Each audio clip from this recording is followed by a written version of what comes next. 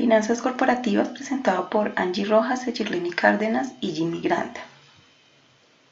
Las finanzas corporativas son un área de las finanzas donde se fijan las decisiones monetarias en una empresa y las herramientas y análisis que se necesitan para la toma de decisiones. Temas importantes relacionados con las finanzas. Historia de las finanzas. En la época antes del siglo XIX las finanzas prácticamente no existían, únicamente se llevaban los libros de contabilidad o controlaban la teneduría. La principal función era buscar financiamiento cuando era necesario. A principios del siglo XX y durante la Revolución Industrial empiezan las empresas a expandirse, se crean las fusiones y es necesario grandes emisiones de acciones y obligaciones. Entonces los empresarios empiezan a interesarles los mercados financieros y los préstamos. En la evolución de las finanzas surgieron diversos problemas de financiamiento y en consecuencia creación de diferentes formas de análisis para el crecimiento y así conseguir el logro de los objetivos. La evolución de las finanzas pasa por varias etapas y cada una corresponde a un contexto económico distinto. En la actualidad, las funciones de las finanzas es analizar y planear las actividades financieras, evaluando la necesidad de incrementar la capacidad productiva, determinar el financiamiento adicional que se necesite y determinar la estructura de activos de la empresa como la composición y tipos de activos óptimos para la compañía. El costo de capital, según Scott, es el rendimiento promedio requerido por los inversionistas, la cual determina la cantidad que debe pagarse para atraer fondos. Es el costo promedio ponderado de los fondos de la empresa. Riesgo y rendimiento. El riesgo total de un portafolio se divide en riesgo del mercado y riesgo único, también conocido como un no sistemático, la cual se puede eliminar diversificando. Medición del riesgo. El riesgo se mide con la varianza de los rendimientos de los activos y la fórmula es la siguiente. K sub S es igual a K sub RF más K sub M menos K sub RF por beta sub S. El cálculo de la beta se puede estimar con la siguiente fórmula. Beta es igual a covarianza de IM sobre varianza de M. Componentes del costo de capital. Para determinar el costo de capital, se debe calcular el costo de cada uno de los componentes de capital, es decir, costo promedio ponderado de capital. Deuda a largo plazo. Se compone del interés anual y la amortización de los descuentos y primas que se recibieron cuando se pactó la deuda. La fórmula es la siguiente. Costo componente de la deuda después de impuestos es igual a KD menos KDXT. Acciones preferentes. Los tenedores de estas acciones deben recibir sus dividendos establecidos antes de distribuir cualquiera de las utilidades generadas. Y la fórmula es la siguiente. D sub PS sobre PN es igual a D sub PS sobre P sub 0 menos costos de flotación. Costo de utilidades retenidas. Es la tasa de rendimiento sobre las acciones comunes actuales de una empresa requeridas por los accionistas, es el ROE, quiere decir rendimiento sobre capital contable y se presenta con la fórmula K sub S es igual a K sub RF más PR igual a D sub 1 sobre P sub 0 más G. Otro procedimiento sería con el MFPAC, que quiere decir modelo de fijación de precios de activos y la fórmula sería K sub S es igual a K sub RF más K sub M menos K sub RF por beta sub S. Nuevas acciones comunes. Este costo es similar al costo de las utilidades retenidas, pero mayor, dado a que se incurre en costos de flotación. Para calcular la fórmula sería costo de las acciones comunes de nueva emisión menos dividendo que se espera que se pague al final del año, más tasa esperada de crecimiento, menos precio neto por acción. El costo de capital promedio ponderado se determina ponderando el costo de cada tipo específico de capital por su proporción en la estructura de la empresa y sacando un promedio ponderado. Se puede expresar así. WACC es igual a KE por E por D más E más PS más KD por D más E más PS más KPS por PS por D más E más PS. Costo marginal de capital. Sirve para determinar el aumento del volumen de financiamiento de la empresa. Se define como el costo del último dólar de capital nuevo en la empresa. Su fórmula es: punto de ruptura es igual al monto total de un capital de un tipo determinado a un costo más bajo sobre proporción de este tipo de capital en la estructura de capital. A continuación sigue mi compañera Angie, donde explicará los siguientes temas. Gracias, Eyerlen. A continuación realizo la explicación de la estructura de capital. El capital de una empresa está conformado de las fuentes de los fondos de largo plazo y se puede dividir en dos.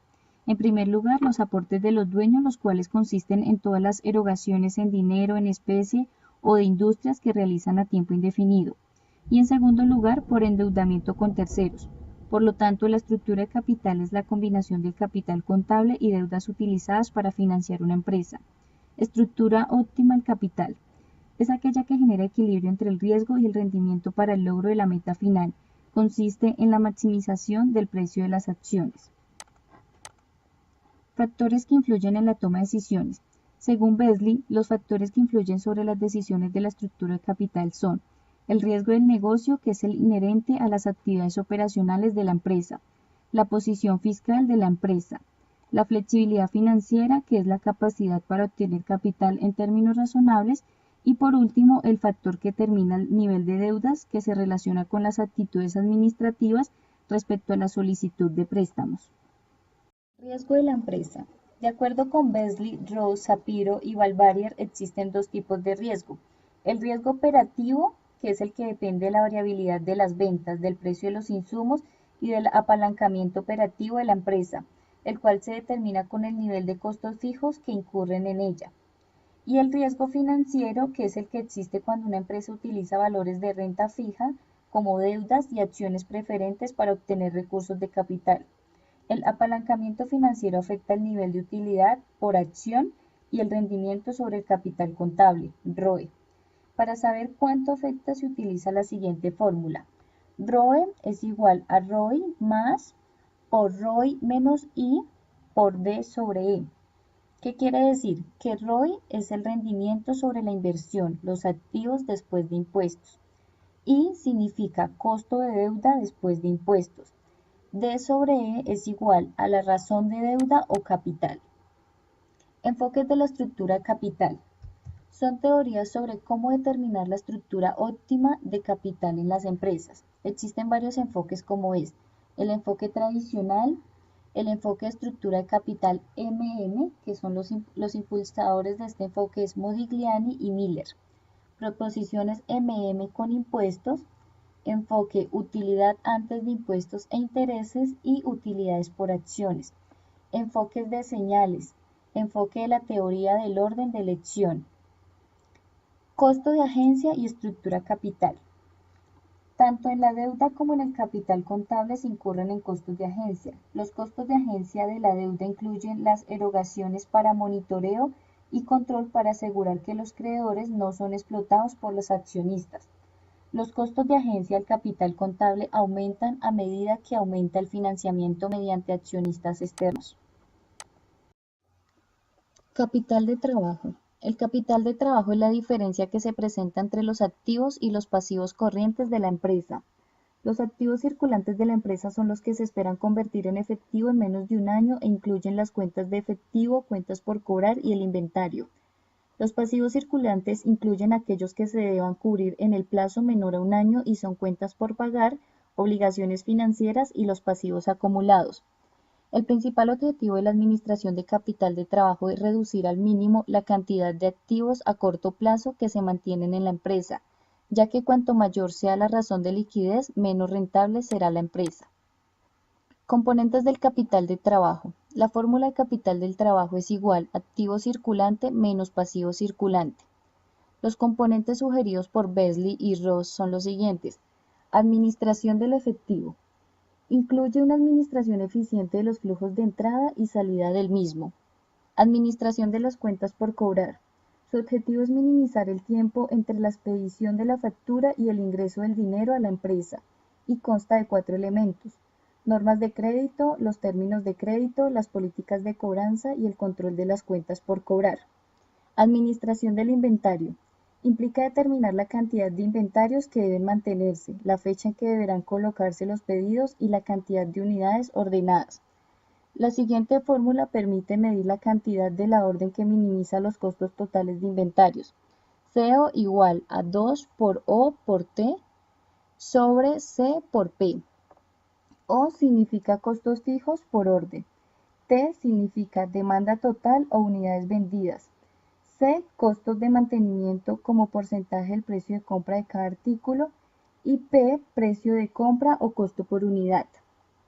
Administración de las cuentas por pagar. Las cuentas por pagar son todas las compras a crédito que la empresa hace a sus proveedores. Las 4 principales fuentes de crédito a corto plazo son los gastos acumulados, las cuentas por pagar, los préstamos bancarios y el papel comercial. Ciclo operativo y de caja. Razones que se utilizan para administrar el ciclo operativo y ciclo de caja y tener un mayor control de capital de trabajo son las siguientes. Razón de rotación de inventarios es igual a costo de ventas sobre inventarios. Y rotación de cuentas por pagar es igual al costo de ventas sobre cuentas por pagar. Una vez que se han establecido las razones de capital del trabajo adecuado para la empresa, según su giro y ambiente económico, es importante para saber cuándo las cosas están mal en la empresa y realizar un debido seguimiento y de esta forma no tener riesgo de liquidez. A continuación, mi compañero Jimmy explica el tema presupuesto de capital. Angie, muchas gracias. Ahora vamos a hablar acerca del presupuesto capital y análisis de flujo efectivo.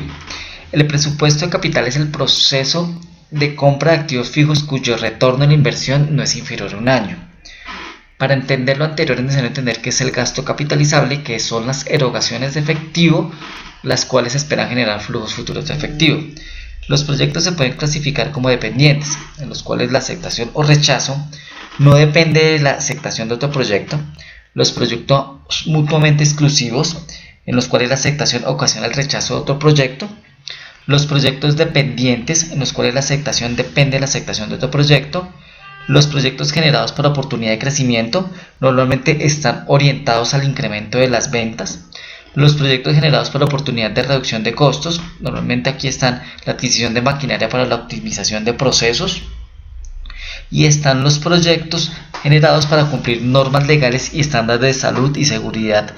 Estos proyectos están orientados a la protección de activos y de las personas. En el análisis de flujo efectivo está la inversión neta, que es la salida de efectivo inicial. Para calcular los flujos de salida de efectivo existen los siguientes principios básicos. Deben ser incrementales, deben ser medidos después de impuestos, todos los efectos indirectos de un proyecto deben ser incluidos en el cálculo de los flujos de efectivo, los costos recuperables no deben ser considerados para evaluar el proyecto, y el valor de los recursos usados en el proyecto debe medirse en términos de costo de oportunidad.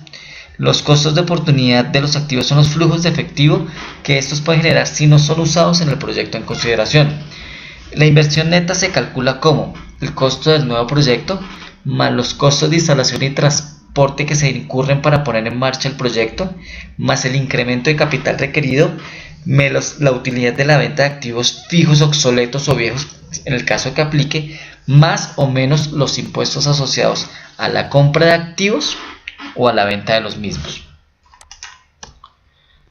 La fórmula para el cálculo del cambio de flujos netos efectivo está el cambio en utilidad de la operación más el cambio en la depreciación menos los cambios en capital neto de trabajo. La recuperación capital neto de trabajo normalmente se obtiene en el último año del proyecto, en los cuales la disminución del capital de trabajo aumenta el flujo de efectivo neto. Los proyectos de expansión de activos tienen como objetivo el incremento de ventas o la reducción de costos. Acá encontramos un ejemplo de un cálculo de flujo neto de efectivo por 5 años, en los cuales en cada año se genera el excedente que hay en caja. La evaluación de un proyecto. Hay tres métodos que se toman en cuenta. Son el valor presente neto, la tasa interna de retorno de recuperación que se llama la TIR y el periodo de recuperación. El valor presente neto es la diferencia entre el valor presente de los flujos de entrada y los flujos de salida a una tasa de descuento determinada. En este caso podría ser el costo promedio ponderado o llamado WACC, que nuestra compañera Giline ya lo comentó anteriormente. El periodo de recuperación de la inversión determina el flujo neto del periodo traerlos a BPN, obteniendo el plazo en el cual éste cubrirá la inversión. La tasa interna de retorno es la tasa en la cual, al descontar los flujos de efectivo, el valor presente neto sea igual a la inversión.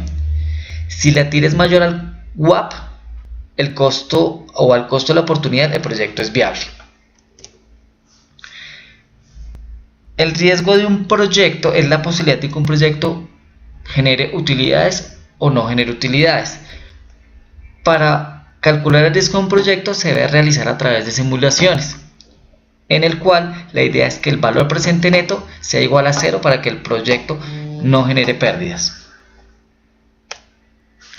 El punto de equilibrio se entiende como punto de equilibrio cuando las ventas, ya sea en unidades o en pesos, no generen utilidad o la utilidad sea igual a 0. En resumen, los ingresos menos los costos menos los gastos sea igual a 0. Muchas gracias.